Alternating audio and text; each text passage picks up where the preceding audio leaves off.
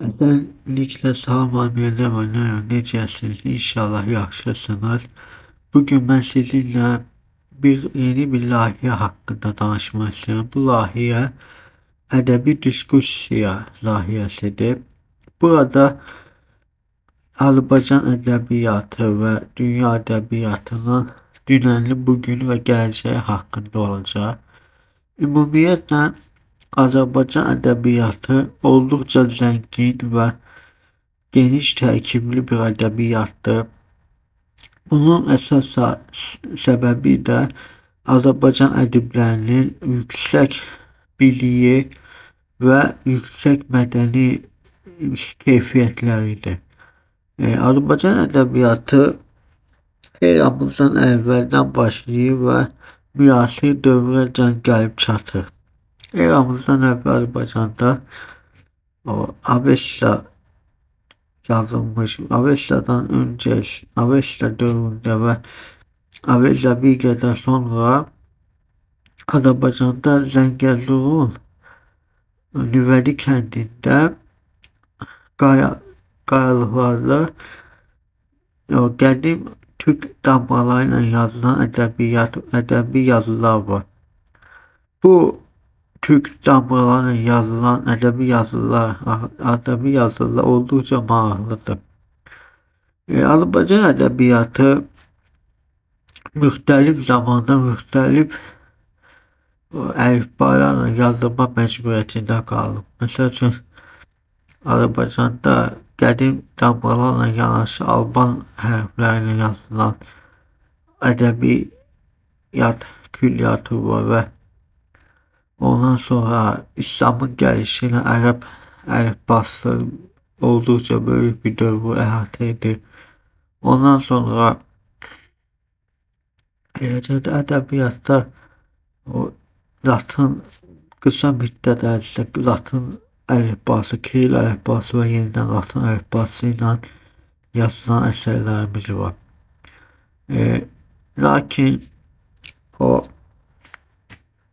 Azərbaycanda ədəbiyyat dəyişikliyi mədəni ədəbi həyatımızda olduqca mənfi təsirləri özündə əks edir.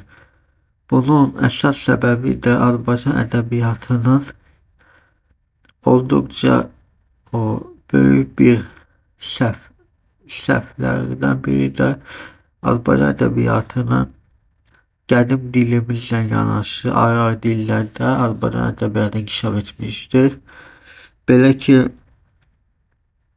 bizim geniş ərazidə olmamız və fars dilində ədəbi yazmamız o demək deyil ki, bunu yazan fars. Məsələn, Nizami Gəncəvi olduqca böyük bir mübahisə məsələsi olmuşdur.